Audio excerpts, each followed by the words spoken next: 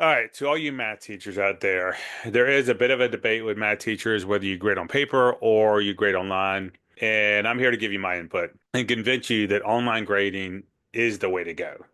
It is my favorite thing. It's better than sliced bread. English teachers, I don't know how you do it, grading all those essays. So this is not for you, but I think there is a way you could do it with English teachers, but I think it's going to be a little harder. Online grading is king, and that I will stand behind it. I have done online grading solely for about 10 to 12 years, and I kind of factored it in about 15 years ago, somewhere around there. I used to grade papers, and I'll talk about that, but I say online grading is king. Paper grading.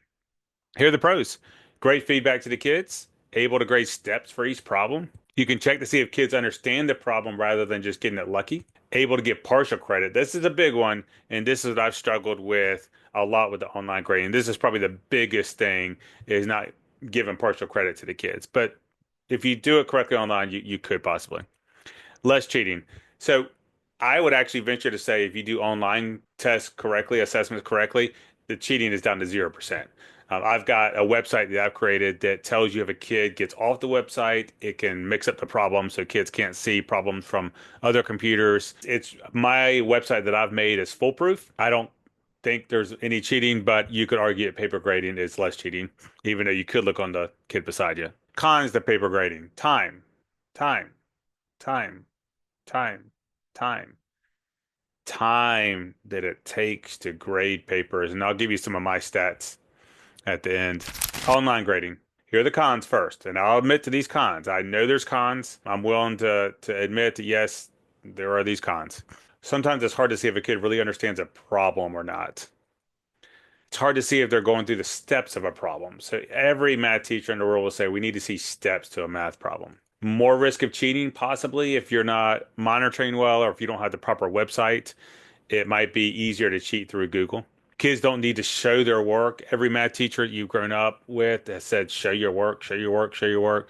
So kids don't really show their work on online grading. So that's a con. Pros, instant feedback to the kids. My kids click submit. They instantly get their grade. They instantly are told what problems they got wrong. I instantly see it.